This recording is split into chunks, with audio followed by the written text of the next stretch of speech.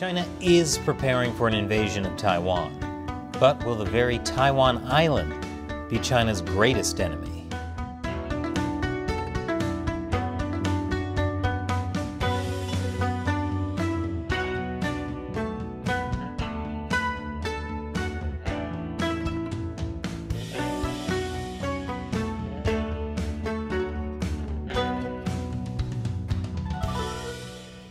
Welcome to China Uncensored. I'm Chris Chappell. We are able to do great things on this show because of the support from viewers like you. If you've been watching, you know China is edging closer to an invasion of Taiwan, constantly harassing the country with incursions by the Chinese military. But because of your support, we were able to send a camera guy to Taiwan so we could show you that China won't have an easy time if it invades. So if you want to support the show so we can do things like this in the future, head over to our crowdfunding website, patreon.com/China Uncensored, or our exclusive social media community on chinauncensored.locals.com. There are different perks for each, so check out which is best for you. Anyway, on with the show.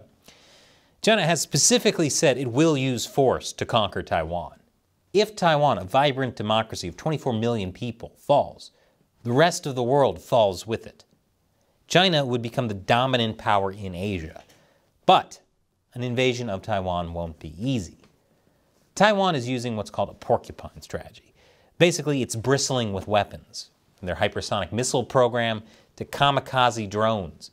And Taiwan would see a Chinese invasion coming. Satellite imaging would show Chinese troops massing in these amphibious staging areas. By the time China was ready to invade, Taiwan, Japan, and the US would be on alert. Then there's the small problem of typhoons. There are really only 2 times of the year the weather would be good enough for an invasion.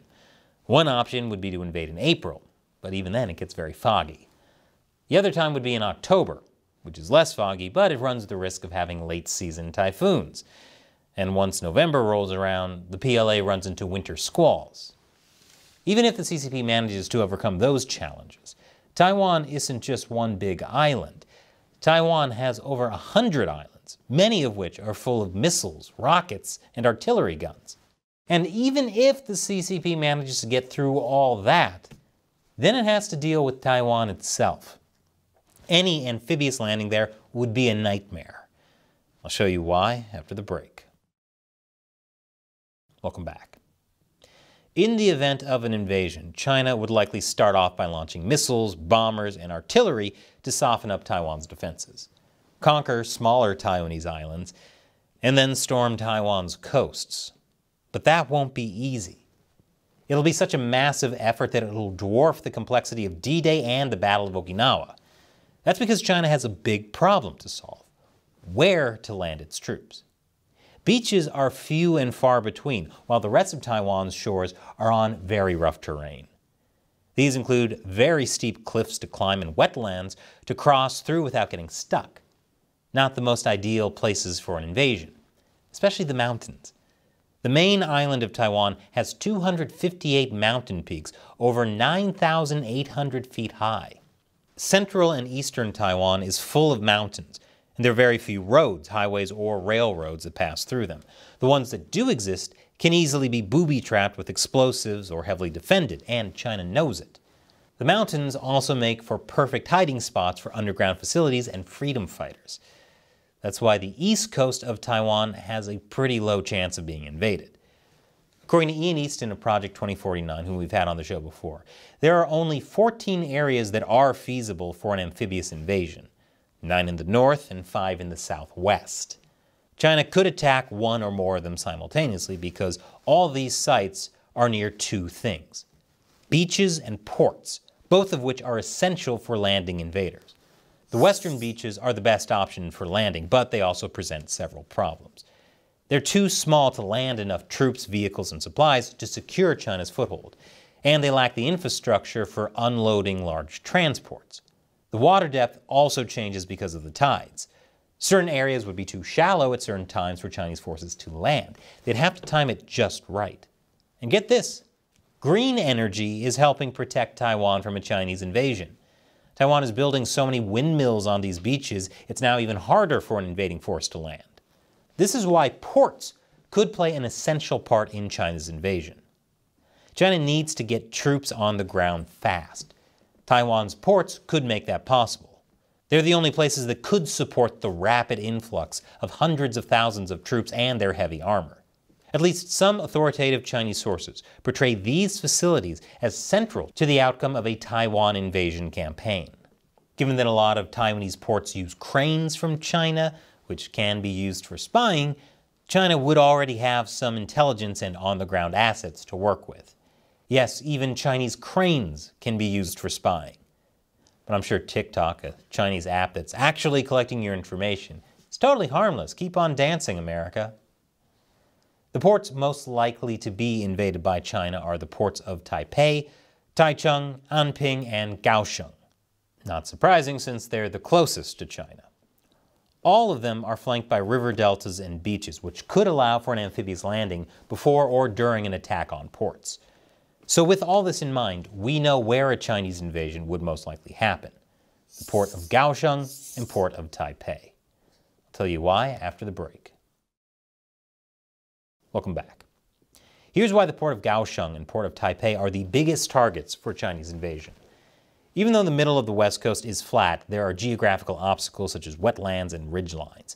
That prevents Chinese forces from getting easy access to the capital of Taipei, especially if the highways running along the western coast get sabotaged. However, the risk of an invasion in the port of Kaohsiung is high. According to recent war games conducted by the Center for Strategic and International Studies, a Washington, D.C.-based think tank, the best chances for a Chinese amphibious landing would take place in the south, even though it's the furthest away from Taipei. That's because it's one of the largest ports in all of Asia. Plus, it's flanked by Taiwan's second longest river, the Gaoping River. Taking it over, however, won't be easy. Shoshan Monkey Mountain and Banping Mountain overlook the area from the northwest, which can be a platform for artillery and other military weapons. And all of the openings around the ports could be sealed up by sinking large container ships or filled with oil and gasoline to turn the harbors into seas of fire. This is true for every port opening. Now, for the port of Taipei, many believe it would make the most logical choice for a Chinese invasion. The port isn't too far from the capital, plus the Tamsui River, which exits right next to the port, cuts through to the city. China would want to take that route in order to quickly decapitate Taiwan's leadership if special forces and assassins fail to do so. But taking Taipei wouldn't be easy. It would first have to wipe out naval forces in Keelung, which can deploy ships to defend Taipei within 30 minutes from the east. And that would take time that would be used to reinforce the capital. There are some other sites in the north that the Taiwanese military believe China might use during an invasion. The two most likely are Taoyuan Haihu and Linkou Baoducuo. For one, Taoyuan Haihu is right by the Shusuogang wetlands and is further away from the port and capital. As for Linkou Bao, the invading force would need to time its landing just right, or else the tide would be out and the water too shallow. Even if China succeeded in landing, the highway leading to Taipei, any highway for that matter, could easily be sabotaged. East of the port is more likely, given that there is a giant beach and the river cutting through to the capital. Depending on the tide, there's a lot of ground that an invasion force would have to go through, which could be blocked with mines and anti-tank obstacles. Look at this and imagine yourself being on the Chinese side, going through a large, open, flat beach towards a mountain full of enemies raining fire onto you while watching out for booby traps underneath you. If it scares you, think how much more the Chinese are. Taiwan has the height advantage, especially with the Guanyin Mountain, Linkou Plateau, and the Yangming Mountain overlooking all of the beach port, and the rivers running through towards the city. Because China is likely to invade through a port, Taiwan has set up a lot of defenses such as mines, underwater surveillance, and defenses like machine gun placements and tons of booby traps. Even if China manages to take control of the beaches and ports, it'll have to deal with even more mountains, as well as urban warfare, which won't be easy to fight in. All of this on-the-ground footage should give you an idea of how difficult it would be to invade. But we shouldn't rule out the possibility that China can make it happen. That's why Taiwan needs to prepare for a post-invasion insurgency, with the help of the US and other like-minded partners. If China manages to keep its ground in Taiwan, Taiwan would have to take a lesson from, and I can't believe I'm saying this, but the Taliban in Afghanistan. They would need to hide in the mountains and strike at Chinese supply lines. What matters most, however, is that Taiwanese people have the will to resist China, like the Ukrainians against Russians. The U.S. can and should help as well. Good news is that the U.S. is doing some training to prepare for that. One of the best ways they can really prepare is to come in person and see for themselves how they can use the terrain to counter China. They have the terrain advantage, they just need to use it well. And this show is possible because of viewer support. So as a thank you to my wonderful fans who support China Uncensored through the crowdfunding website Patreon or the exclusive social media platform Locals, I'll answer one of your questions. Today's question comes from Mark E. on Patreon. How does the rest of the world work with China on climate change when China still insists that it's a developing nation? Developing nation status allows China to completely ignore all climate rules, which China continues to do. China is the most polluted country in the world. It isn't interested in changing. Yes, Mark, that's a very good question. Kind of doesn't make sense, does it? And yet that's the message that continues to be pushed by people like Biden's climate czar, John Kerry. China's emissions exceed all developed nations combined. If you want to make a dent in pollution, then you have to work with China. And that means you can't go hard on the Chinese Communist Party for things like human rights. Otherwise, that threatens climate talks. Why would China ever do anything to cut back on pollution? As long as it's the world's biggest polluter, it gets all kinds of concessions from the U.S. That doesn't incentivize the regime to cut back, it incentivizes it to pollute more, which it does. The way to do it is to not reward China for polluting, but to punish it for polluting. Pull out U.S. businesses unless things get better. That might actually force some change. But Mark, take comfort in knowing that you're smarter than John Kerry. Thanks for your question and your support. And thank you to everyone else who watches and supports China Uncensored through Patreon. Join us at Patreon and contribute $1 or more per episode. You can also set a monthly limit. You'll get a lot of cool perks, including me answering your questions on the show. Check that out at patreon.com/China Uncensored. Once again, I'm Chris Chappell. See you next time.